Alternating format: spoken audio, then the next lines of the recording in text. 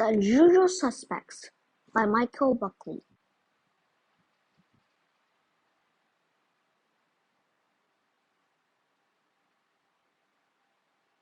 Sabrina scrambled through the darkness, armed with a shovel and using the cold stone walls as a guide. Each step was a challenge to her balance and senses.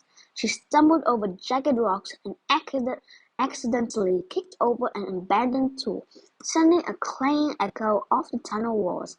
Whatever was waiting for her in the labyrinth knew she was coming now. Unfortunately, she couldn't turn back. Her family was somewhere in the twisting maze, and no one else could help them. Sabrina prayed they were all still alive. The tunnel made a sharp turn, and around the corner Sabrina spotted a distant flickering light. She quickened her pace, and soon the tunnel opened into an enormous cave, carved out of the bedrock of Ferryport Landing. Torches mounted on the cave walls gave the room a dull light, not strong enough to dissolve the black shadows in every corner. Sabrina scanned the cave. A few old buckets and a couple of shovels leaned against a crumbling wall. She started to retrace her steps when something hit her squarely in the back. She fell hard on her shoulder, dropping her shovel. Searing pain swam through her veins, followed by a throbbing ache. She could still move her fingers, but Sabrina knew her arm was broken. She screamed, but her cries were drowned out by an odd clicking and hissing sound. As she crawled to her feet, Sabrina grabbed the shovel and swung it around threateningly, searching the room for her attacker. "I've come for my family!" she shouted into the darkness. Her voice bounced back at her from all sides of the rocky room. Again she heard clicking and hissing, followed by a cold, arrogant chuckle. A long, spindly leg struck out from the shadows, narrowly missing Sabrina's head. It slammed against the wall behind the girl, pulverizing stone into dust. Sabrina lifted the heavy shovel and swung wildly at the leg, sinking the sharp edge deep into the monster's flesh. Shrieks of agony echoed through the cavern. "I'm not going to be easy to kill," Sabrina said, hoping her voice sounded more confident to the monster than it did to her own ears. "Kill you? This is a party," a voice replied, "and you're the guest of honor." Chapter 1. 3 days earlier. "Let's get this party started already," Sabrina complained under her breath as she rubbed the Charlie horse in her leg. She and her 7-year-old sister Daphne had been crouching behind a stack of diaper-rash Donna dolls for nearly 3 hours. She was tired, hungry, and more than a little irritated. For a week they had been on this stakeout, and it was beginning to look as if they had wasted another perfectly good night of sleep. Even Elvis, the 200-pound Great Dane, had given up and was snoring on the floor next to them. Of course, how Sabrina wanted to spend her time wasn't really considered, she had learned, especially if there was a mystery afoot. Their grandmother loved a good mystery, so when Geppetto complained that his toy store had been robbed every night for 2 weeks, Granny Rhoda volunteered herself and the sister screamed to help the police catch the crooks. Sabrina wondered what an old woman, 2 kids, and a sleepy dog could do that the expensive security cameras and motion detectors that old man had installed couldn't. But once Granny sunk her teeth in something, she wouldn't let go. In most towns, the police do not rely on an old woman, 2 kids, and a sleepy dog to solve crimes, but Ferryport Landing was no ordinary town. More than half of its residents were part of a secret community known as the Ever-Afters. Ever-Afters were actually fairy tale characters who had fled Europe to escape persecution. Settling in the little river town almost 200 years ago, they now used magical disguises to live and work alongside their normal neighbors. Ogres worked at the post office, the witches ran the 24-hour diner, and the town mayor was the legendary Prince Charming. The humans were none the wiser, except the Grimms. As fantastic and thrilling as it sounded to live among fairy tale characters, it wasn't a dream come true for Sabrina Grimm. Being the last in a long line of grooms, descended from the famous Brothers Grimm. She and her sister had the family responsibility of keeping the peace between ever-afters and humans thrust upon them no less than 3 weeks ago. And it wasn't an easy job. Most ever-afters saw the Grimms as the bane of their existence. A 2-century-old magical curse had trapped the ever-afters in Fairyport Landing for all eternity, and the girl's great-great-great-grandfather, Wilhelm, was responsible. Trying to prevent a war between ever-afters and humans, Wilhelm had aligned himself with a powerful witch named Baba Yaga, and together they had cast a spell over the town. The ever-afters' freedom could only be returned to them when the last Grimm had passed away, and so far the Grimms were alive and kicking. Yet, even with that kind of baggage, Granny Rhonda had made a few genuine friends in the community. Sheriff Hampstead was one of those friends. The returned policeman of the Southern Charm was actually one of the 3 not-so-little pigs. Lately, he had turned to the family for help with Fairyport Landing's unsolved cases. And here the Grimms were, leg cramps and all, waiting for someone or something to make its move. After 5 long nights, Sabrina's patience had worn thin. There were things she should have been doing, important things that didn't involve hiding behind etch-a-sketches and cans of silly string stacked miles high for the Christmas season. Sabrina reached into her pocket and pulled out a small flashlight. She flicked its switch, and a tiny focused beam illuminated a book sitting at her feet. She picked it up and started reading.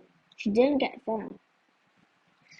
"Sabrina," Daphne whispered, "what are you doing? You're going to give us away. Turn off that light." Sabrina grumbled, slammed the book closed, and set it aside. If the Jungle Book held any clue to rescuing their parents, it would have to wait. Sabrina's little sister had taken to detective work what a dog does to a slice of bologna. Like their grandmother, Daphne loved every minute of it. The stakeouts, the long hours. She was a natural and took a new job quite seriously. Suddenly, there was a rustling sound across the room. Sabrina quickly shut off her flashlight and peered over the stack of dolls. Something was moving near a display for a hot holiday tour. The "Don't Tickle the Tiger." Daphne poked her head up and looked around. "Do you see anything?" the little girl whispered. "No, but it's coming from that direction," Sabrina whispered back. "Wake up Sleepy and see if he smells anything." Daphne shook Elvis until he staggered to his feet. The big dog had recently had bandages removed after a run-in with a bad guy's boot, and was still a bit sluggish. He looked around as if he didn't remember where he was. "You smell any bad guys, Elvis?" Daphne asked. The dog sniffed the air. His ears rose and his eyes grew wide. He let out a soft whine to let the girl know he had smelled something. "Go get him, boy!" Daphne cried, and the big dog took off like a rocket. Unfortunately, that was when Sabrina realized that Elvis's leash had wrapped itself around her foot. As the dog howled wildly and tore through the store, the girl was dragged behind him, knocking over stacks of board games and sending balls bouncing in all directions. They emptied boxes of puzzle pieces and sent an army of slinkies slinking across the floor. Sabrina struggled to grab the leash, but every time she got close to freeing herself, the dog took a wild turn and sent her skidding. "Turn on the lights!" Daphne shouted. "Hey, let me go!" a voice cried out. "What's the big idea?" Another one shouted. Elvis circled back around, and Sabrina slid into a pile of what felt like sticky leaves. Some clung to her arms and legs, and one glued itself to her forehead. When the lights finally came on, Elvis stopped, stood over Sabrina and barked. The girl sat up and then looked down at herself. There she was in the center of Geppetto's toy store, covered in sticky glue mousetraps, each of which had a tiny little man, no more than a couple of inches high, stuck quick in the glue. "Lilliputians," Sabrina said. "I knew it," Granny Rhoda said, appearing from around a stack of action figures. The old woman, dressed in a bright blue dress and a matching hat with a sunflower peg sewn into it, had the nerve to laugh. When Sabrina scowled at her, she tried to stop but couldn't. "Oh, Liebling," she giggled in her German accent. Daphne rushed over and tried to pull one of the traps off of Sabrina's shirt, but found it was stuck tight to her sister, as were a dozen or so Lilliputians. "Who is the sick psychopath that came up with this idea?" one of the Lilliputians shouted indignantly. Granny leaned down to him and smiled. "Don't worry, a little vegetable oil and we'll have you free in no time. But I'm afraid you're under arrest," Sheriff Hempstead said as he stepped out from behind a stack of footballs. His puffy pink face beamed proudly as he tucked his trousers up over his massive belly. The sheriff was always fighting his sinking slacks.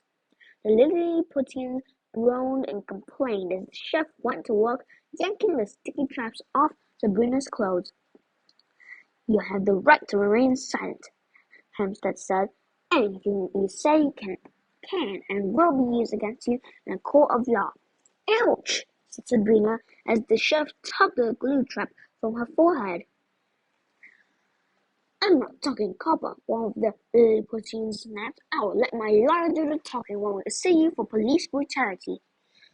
"Police brutality!" Sheriff Hempstead exclaimed. Unfortunately, when the policeman got angry or excited, the magical disguise he used to hide who he really was stopped working. Now his nose vanished and was replaced by a runny pink snout. Two hairy pig ears popped out of the top of his head, and a series of snorts, squeals, and huffs came out of his mouth. Hamster had nearly completed the change when the security guard from the next door over wandered in. "What's going on here?" the guard said with a tough, authoritative voice. He was a tall, husky man with a military-style haircut. He puffed up his chest and pulled a billy club from a loop on his belt. He eyed the crook as if he were fully prepared to deal with a gang of crooks. But when he saw the pig in a police uniform hovering over a dozen tiny men in glue traps, his confidence disappeared and his club fell to the floor. "We forgot some of the shops have their own security guards," Granny Rhoda said softly as she reached into her handbag and approached the stunned man. She blew some soft pink dust into his face and his eyes glazed over. She told him he had had another usual night at work and nothing out of the ordinary had occurred. The security guard nodded in agreement. "Another night at work," he mumbled, falling under the forgetful dust's magic. Sabrina scowled. She hated when magic was used to fix problems, especially when the problem involved humans. "The glue traps were a brilliant idea," Sheriff Hempstead said as he drove the family home in his squad car. Granny sat in the front, enjoying his praise while Sabrina and Daphne were in the back, jockeying with Elvis for seat space. Hamster had locked the Lilliputians in the glove compartment, and whenever their complaining got too loud, he would smack the top of the dashboard with his puffy hand and yell, "Pipe down!" "I'm just glad we could be of some help," Granny Rhoda replied. "Geppetto is such a nice old man. It broke my heart to hear he was being robbed, and with Christmas only 2 weeks away. I know the holidays are hard on him. He misses his boy," Hansel said. "It's hard to believe that in 200 years no one has heard a peep from Pinocchio." "One journalist claimed he refused to get on the boat," Granny replied. "I suppose if I had been swallowed by a shark, I wouldn't be too eager to go back to sea either." "I thought it was a whale," Daphne said. "No, hon, only in the movie," Granny replied. "It's just a shame he didn't tell his father." By the time Geppetto discovered he wasn't on board, they were too far out to turn back. "Well, I really do appreciate your help with this," the sheriff said. "The man's been cutting budgets left and right these days, and I just didn't have the manpower or money to catch little thieves myself."